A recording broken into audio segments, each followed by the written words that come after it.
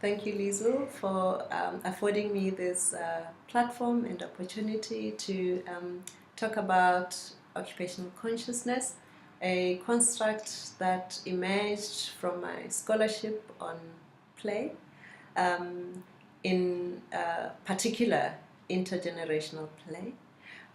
For a long time, I've been quite curious about how play evolves across generations within family. It's a curiosity that I found was shared by many when I started to explore this subject closely. I traveled across all provinces in South Africa, just engaging members of communities, especially older people, about what they thought about play as they saw it in their communities. And a concern that was quite prevalent was that there seemed to have been a major shift in how children engaged with the world in a way that could be called play. So play as a term is an English term, with other languages calling it different things. In my own mother tongue, we speak about utamba, but having read extensively about key features of play, I found many commonalities in what is described across texts, across disciplines, professions, the ability to suspend reality that is self-directed, that there isn't a product in mind as people engage in it, whether we're talking about children or adults, and that fun is pretty much at the center of the experience.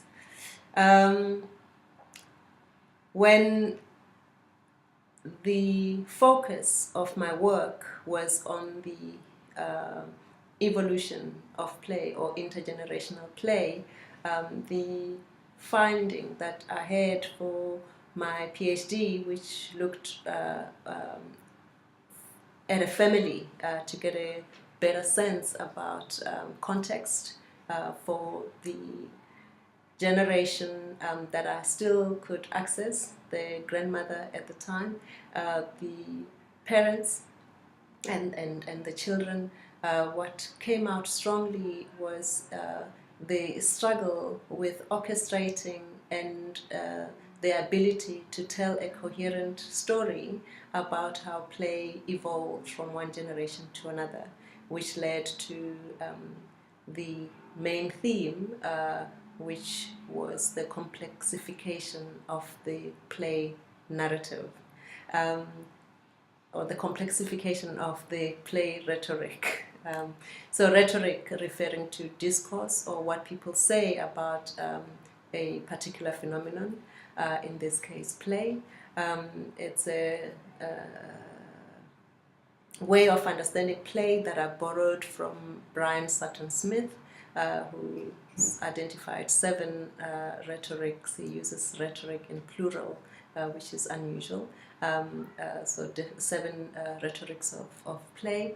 And what was interesting about this family, which was also reflective of what I've understood about play in many traditional cultures, is that not so much the understanding of play as progress in the way of appreciating learning and socializing young people into being productive adults. In these communities, play as identity was more prevalent.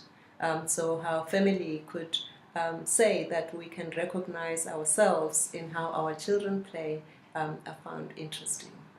So then the complexification of the play narrative comes from that.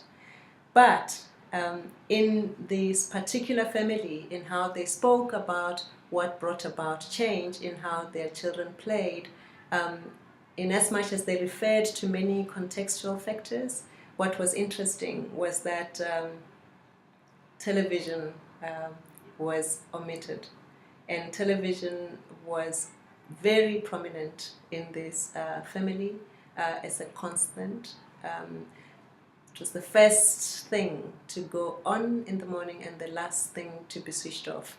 And as I speak about the prominence of television in family life, I'm also implicated. My own family is implicated. This phenomenon is quite prevalent in many black families in South Africa. It may be a phenomenon in other parts of the world. In my own family, it was a struggle for us to get to agree that we will remove television from the home in appreciation of what time it takes from us and how it impacts directly on what we do as a family. So what was interesting in the family that I studied was that television was not mentioned once as a factor that could have impacted on how children engaged with the world. So the omission of television as an important influence was what sparked this notion of occupational consciousness.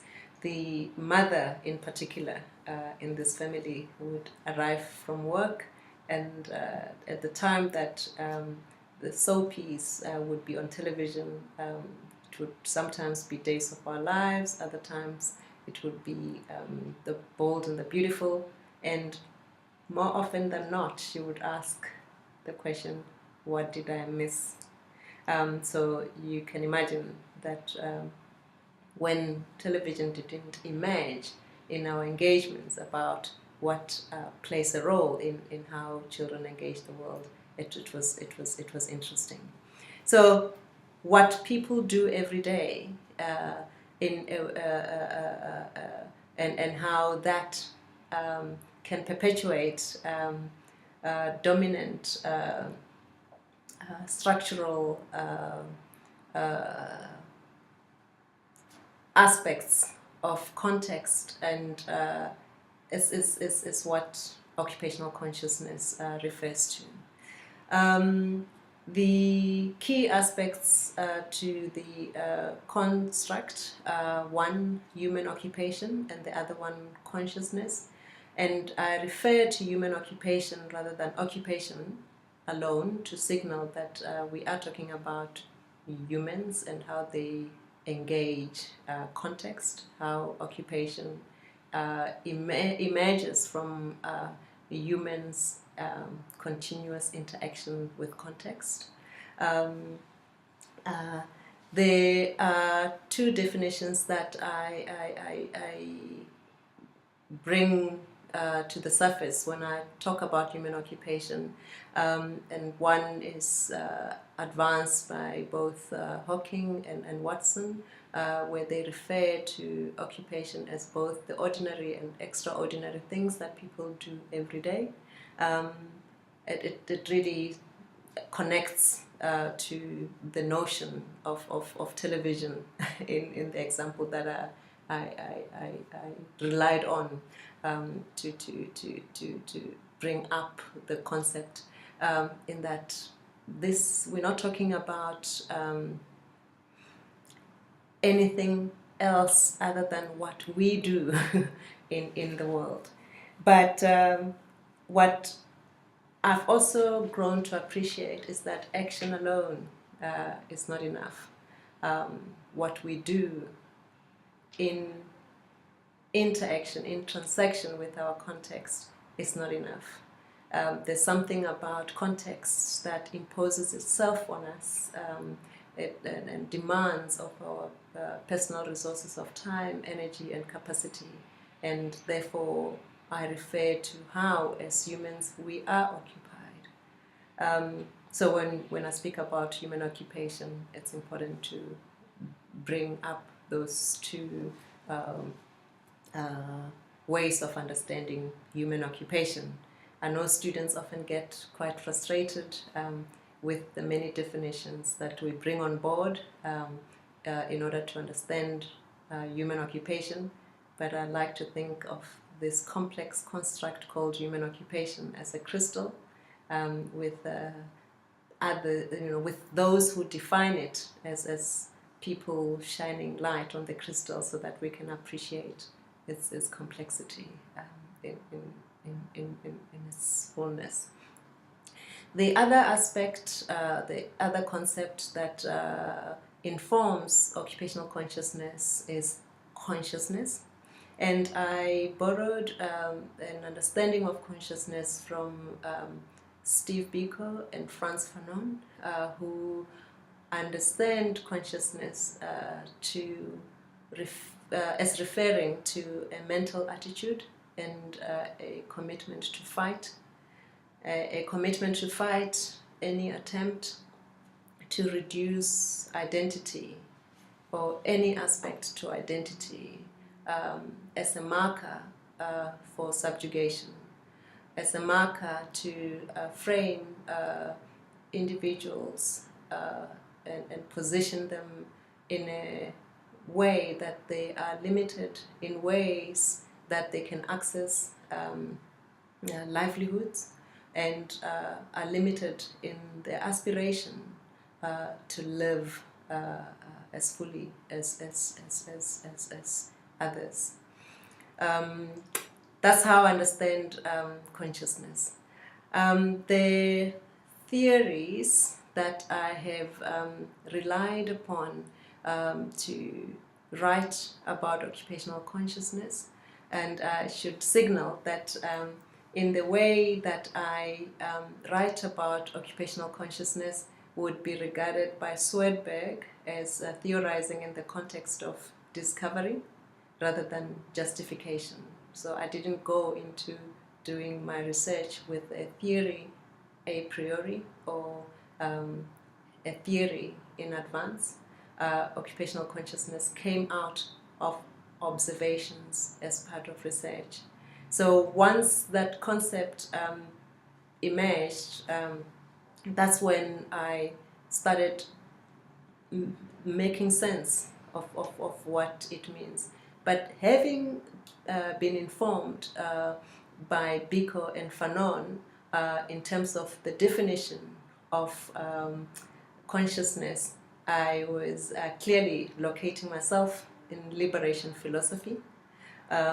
It also happens that Biko and Fanon, at the time that I drew from them, were regarded broadly in social science discourse as post-colonial theorists.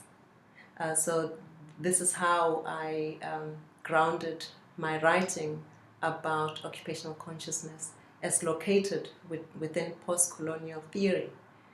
This is at the time when decoloniality as a concept had not yet reached our shores, coming from the Caribbean. It makes sense to think of occupational consciousness as more accurately linked to decolonial thought than post-colonial thought. In fact, in my writing about occupational consciousness in the publication that came out in 2015, I problematize the notion of post in post-coloniality, because in fact there is no post in coloniality.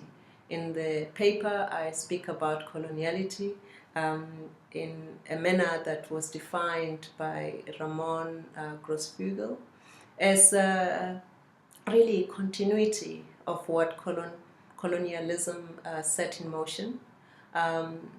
Coloniality as long-standing patterns of power that influence and define culture, labor, intersubjective relations, and knowledge production, basically signaling that civilization and modernity in the mode that it currently is, which is Western-led, is pretty much a continuation of what colonialism set in motion.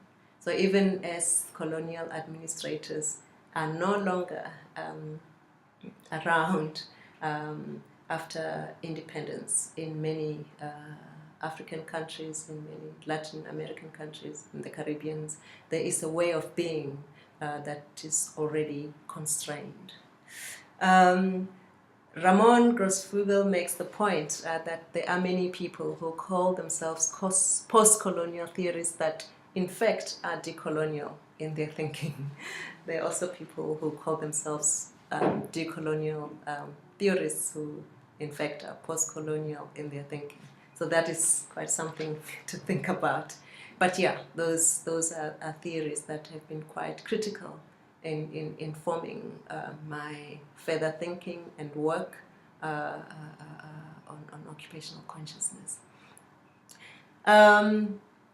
If you want to read further about occupational consciousness, obviously it matters that you've read the two publications that are already out.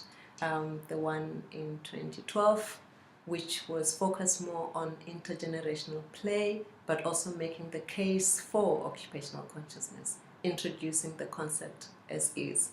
And the second one in 2015, which focused more on the foundational theorizing that is more extensive. But again, I want to signal this not as a point of justification, but discovery. So occupational consciousness came first as a construct based on observations, and then linking occupational consciousness with theory that makes sense happened later. It is useful to read Biko and Fanon. Again, what I did is focus on what they understand of consciousness, and I found resonance in what they were saying, because the two books are quite dense. There are many people who struggle to get through those two books.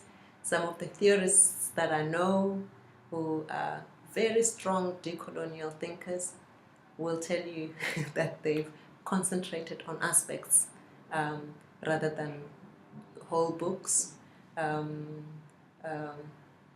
Gordon Lewis writes about the zone of being and the zone of non-being.